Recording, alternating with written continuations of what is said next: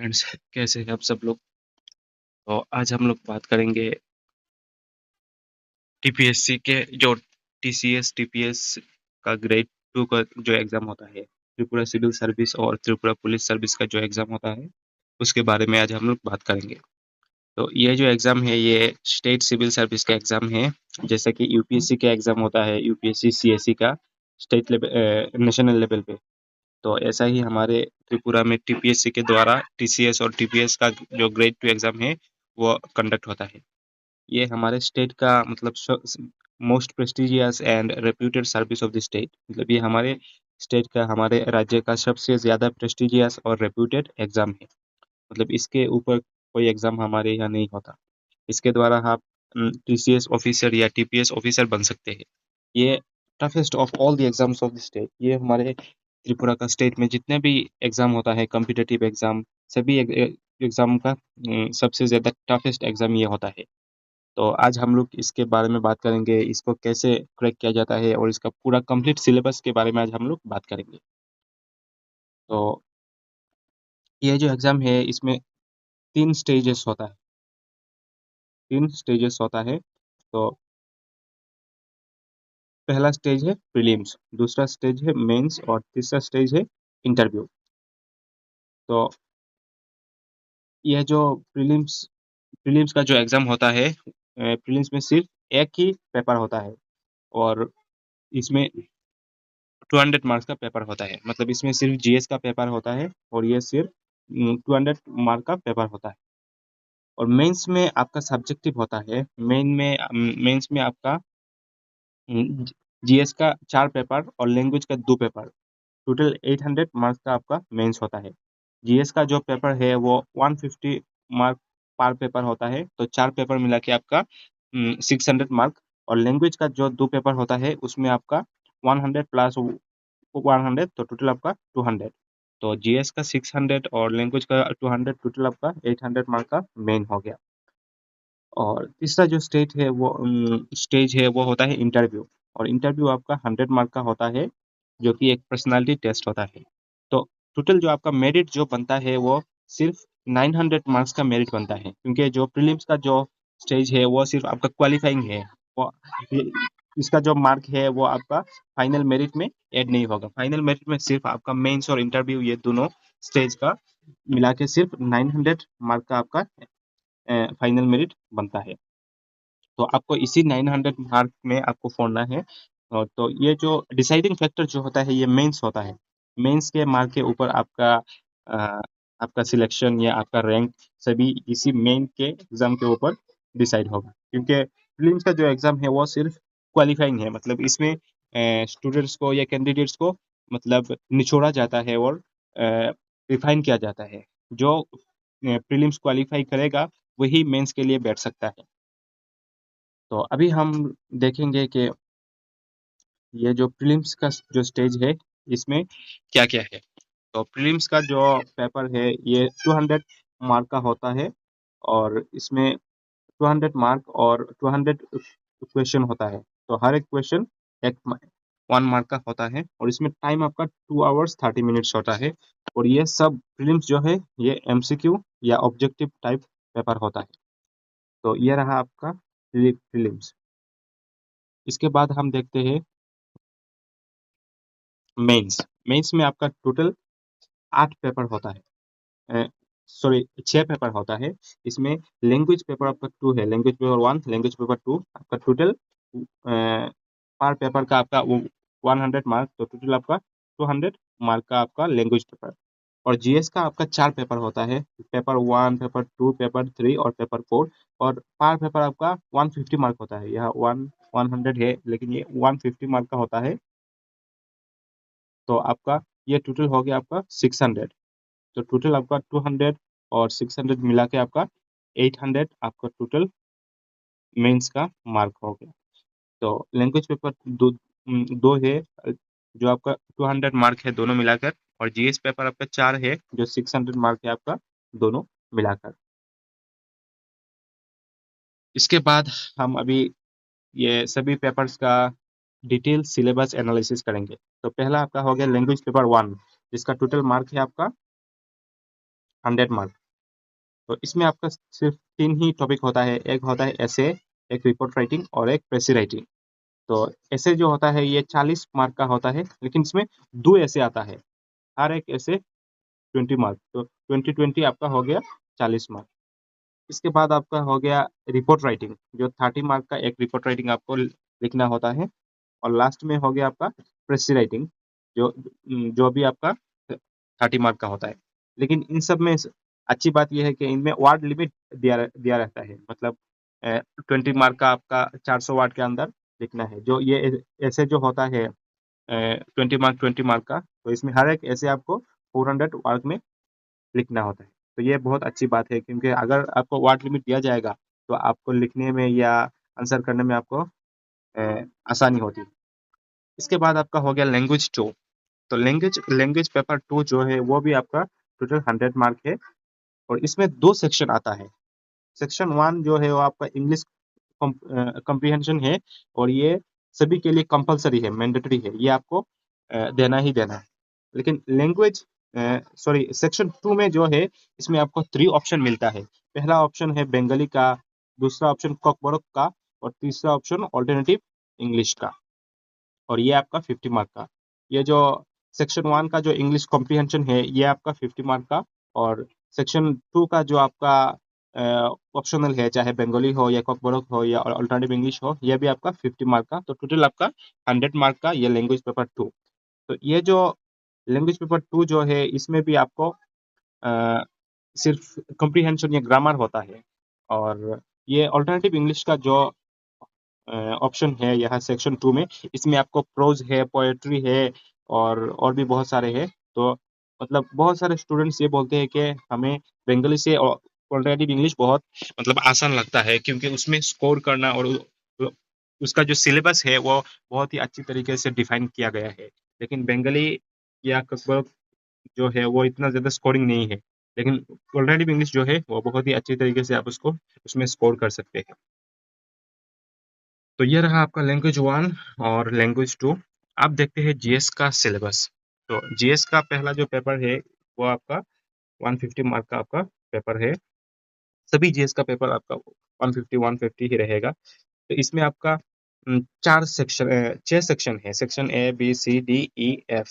लेकिन इसमें सबसे बहुत अच्छी बात यह है कि इसमें पहले जो 100 मार्क होता है वो आपका एमसीक्यू होता है। सेक्शन A B C और D ये आपका एमसीक्यू होता है, और सभी सेक्शन में से 25 मार्क का एमसीक्यू आता है। तो ये आपका 100 मार्क तो हो गया आपका एमसीक्यू। तो पहला जो सेक्शन है ये है जीके एंड करंट अफेयर्स का, जिसमें 25 मार्क्स है, और ये एमसीक्यू टाइप है। दूसरा जो सेक्शन बी है आपका, ये साइंस एंड टेक्नोलॉजी है, और ये भी आपका 25 मार्क का है, एमसीक्यू है। सेक्शन सी जो है ये आपका न्यूमेरिकल एबिलिटी है, और ये भी 25 मार्क है, और ये भी एमसीक्यू है। सेक्शन डी जो है वो आपका टेस्ट ऑफ रीजनिंग है, और वो भी 25 मार्क का है, और वो भी एमसीक्यू है।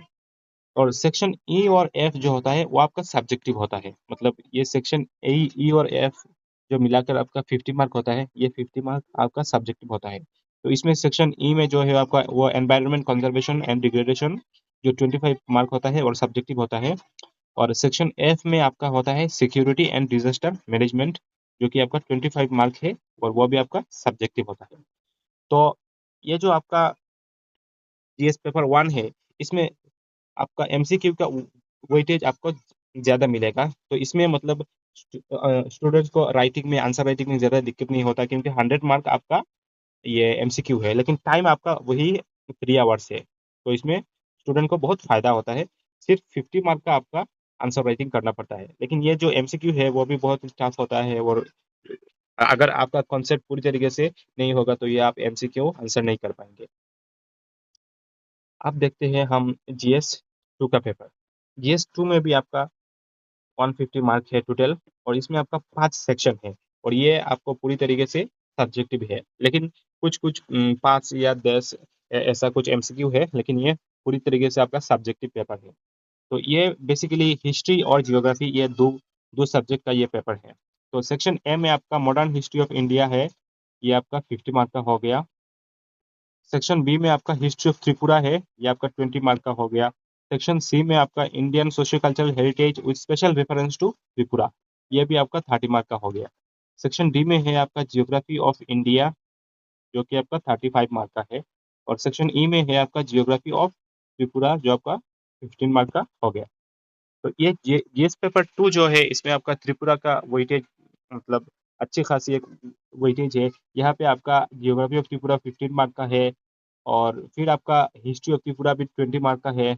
और यहाँ आपका Indian socio cultural heritage with special reference to Tripura. तो ये जो सेक्शन है, सेक्शन सी, इसमें टोटल 30 मार्क है। तो आप यहाँ से मतलब रफली ये अंदाजा लगा सकते हैं कि इसमें भी आपका तकरीबन 15 मार्क आपका त्रिपुरा से रिलेटेड हो सकता है।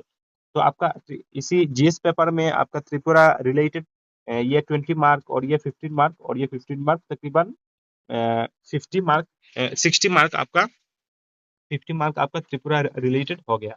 तो इसीलिए आपको त्रिपुरा रिलेटेड आपको मतलब बहुत ज़्यादा पढ़ना पड़ेगा। लेकिन एक दिक्कत ये आता है कि त्रिपुरा रिलेटेड जो रिसोर्स है, बुक्स है, वो कहीं भी नहीं मिलता। वो बहुत ही मतलब उसको ढूंढना पड़ता है। लेकिन अगर आप उसको ऑनलाइन सर्च करेंगे या ऑनलाइन के मदद से आप उसको प्रिपेयर करेंगे तो आपके लिए अच्छा हो सकता है। इसके बाद आपका हो गया जीएस पेपर 3। जीएस पेपर 3 भी आपका 150 मार्क का पेपर है। और इसमें पॉलिटी का पेपर जो है, पॉलिटी का जो सब्जेक्ट है, ये उसका पेपर है। तो इसमें सेक्शन ए जो है वो constitution of India and human rights, आपका 50 मार्क का हो गया। सेक्शन बी आपका Indian political system and governance, ethical and moral values, जो आपका 35 मार्क का हो गया। सेक्शन सी आपका political and administrative system of Tripura, जो त्रिपुरा रिलेटेड टॉपिक है, और इसमें 15 मार्क का आपका हो गया।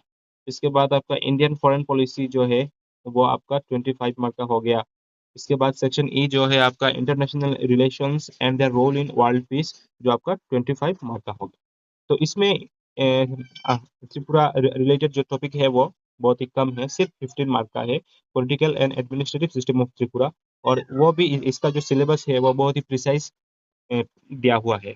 तो ये जीएस 3 में आपको ज़्यादा दिक्कत नहीं आने वाला, क्योंकि इसमें त्रिपुरा रिलेटेड टॉपिक बहुत ही कम है। इसके बाद आता है आपका जीएस 4। तो जीएस 4 बेसिकली आपका इकोनॉमी का पेपर है, और वो भी आपका 150 मार्क का पेपर है। तो इसमें आपका सेक्शन ए में रहता है Indian economy, poverty, unemployment and inflation, जो कि 30 मार्क का होता है। सेक्शन बी में आपका कॉन्सेप्ट ऑफ बजट, बजट का जो कॉन्सेप्ट है, फिस्कल एंड मॉनेटरी पॉलिसी, ये आपका 30 मार्क का होता है। इसके बाद आपका सेक्शन सी में banking, monetary supply and share market का जो टॉपिक है वो आपका रहता है, और वो भी आपका 30 मार्क का होता है। इसके बाद सेक्शन डी में social security measures in India with special reference to Tripura. तो इसमें आपका त्रिपुरा का पोर्शन भी आता है, और ये टोटल 30 मार्क है। तो इससे आप त्रिपुरा का पोर्शन 15 मार्क का आपका त्रिपुरा का पोर्शन होता है, मतलब तकरीबन अप्रोक्सीमेटली। वो एग्जैक्टली तो कम भी हो सकता है, ज़्यादा भी हो सकता है, लेकिन अप्रोक्सीमेटली इसमें 15 मार्क का आपका त्रिपुरा का पोर्शन हो सकता है। और सेक्शन ई में जो है वो बेसिकली फुल्ली आपका त्रिपुरा का टॉपिक है, जैसे economy of Tripura, agriculture, industry and commerce, वो आपका 30 मार्क है। तो इसमें आपका 30 मार्क और इसमें आपका 15 मार्क, तो टोटल 45 मार्क का आपका त्रिपुरा का पोर्शन हो गया। तो जीएस 4 में भी आपका त्रिपुरा का टॉपिक बहुत ज्यादा है, टोटल आपका 45 मार्क का आपका जो त्रिपुरा का पोर्शन हो गया। तो इसमें भी आपको बहुत ही ज्यादा ध्यान रखना है। यहाँ पे आपका 15 मार्क और यहाँ आपका 30 मार्क, टोटल आपका 45 मार्क त्रिपुरा का पोर्शन हो गया। तो ये रहा आपका GS paper 4, GS paper 3, GS paper 2, GS paper 1, और लैंग्वेज का जो 2 पेपर है वो भी हमने देख लिया। तो अगर आपको मतलब पूरी डिटेल्स सिलेबस चाहिए, जैसा कि वो Indian economy, poverty, unemployment, inflation, और ऐसा ही economy of Tripura, agriculture, industry, commerce, तो इन टॉपिक के अंदर जो सब टॉपिक है, मतलब पूरा डिटेल सिलेबस जो है, वो अगर आप चाहते हैं तो मैं दूसरे वीडियो में वो भी डिस्कस करूंगा। क्योंकि टीपीएससी का जो सिलेबस है वो बहुत ही प्रिसाइज है, और सभी टॉपिक इसी सिलेबस में दिया गया है, और सिलेबस के बाहर से कोई भी नहीं आता, कुछ भी नहीं आता, सभी सिलेबस के अंदर ही आता है। तो अगर आप लोग कमेंट सेक्शन में बताएंगे कि आपको डिटेल सिलेबस चाहिए या नहीं। और एक बात, अगर आप लोग बोलेंगे कि ये जो पेपर्स है उसका जो रिसोर्स लिस्ट है, मतलब किस पेपर का किस सब्जेक्ट का कहाँ से मतलब प्रिपेयर करें, जैसा कि पॉलिटी का एम लक्ष्मीकांत हो गया, या इंडियन इकोनॉमी का रमेश सिंह का जो बुक है वो हो गया। ऐसे ही हिस्ट्री का आपका स्पेक्ट्रम हो गया।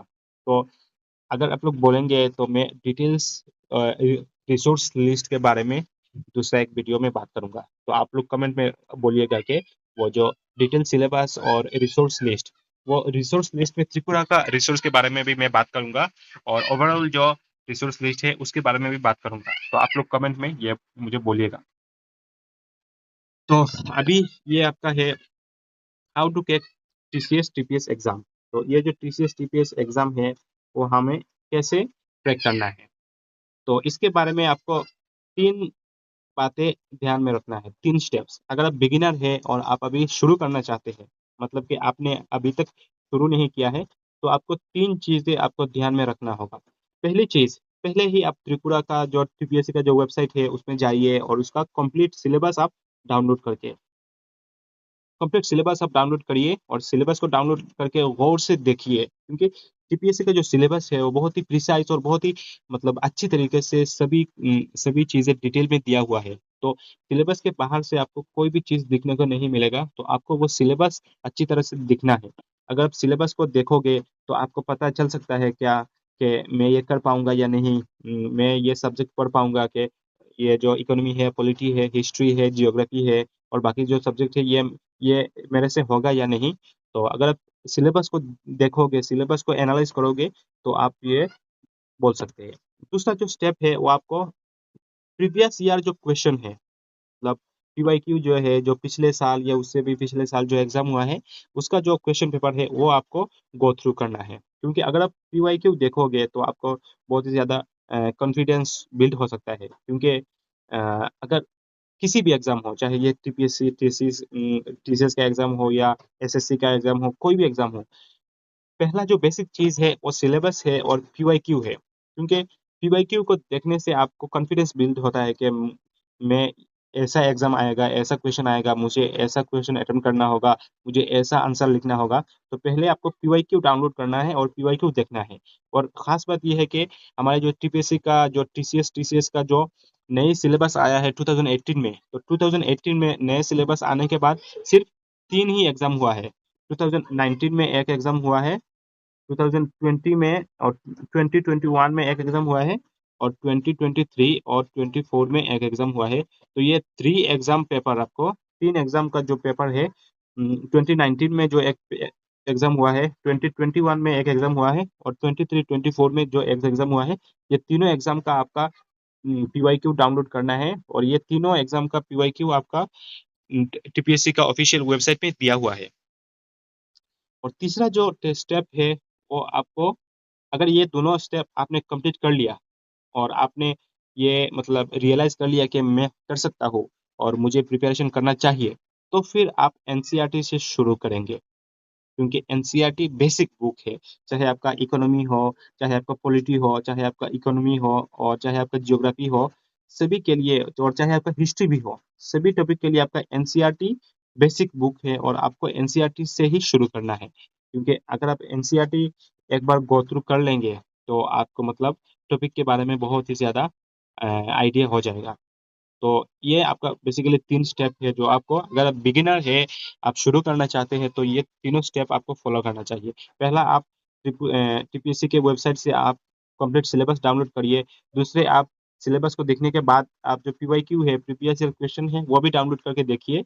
और उसके बाद अगर आप तय करते हैं कि मुझे प्रिपरेशन करना है, मैं कर सकता हूँ, मुझसे हो जाएगा, तो फिर तो आप एनसीईआरटी जो है वो डाउनलोड करिए और आप एनसीईआरटी का जो बेसिक रीडिंग है वो आप शुरू करिए। तो ये था आज का वीडियो। अगर आपको वीडियो पसंद आया तो लाइक करिए, शेयर करिए और कमेंट में ज़रूर बोलिएगा। अगर कोई भी डाउट हो, टीसीएस टीपीएस टीपीएससी के रिलेटेड कोई भी डाउट हो, वो आप कमेंट में पूछ सकते हैं। और अगर आपको डिटेल सिलेबस का वीडियो चाहिए या रिसोर्स लिस्ट का, बुक लिस्ट का वीडियो चाहिए, तो आप ज़रूर कमेंट में बोलिएगा। और अगर आप चाहते हैं कि मैं पूरा सिलेबस को ये कवर करूँ या गाइडेंस देता रहूँ, तो आप वो भी कमेंट में ज़रूर लिखिएगा। तो थैंक यू।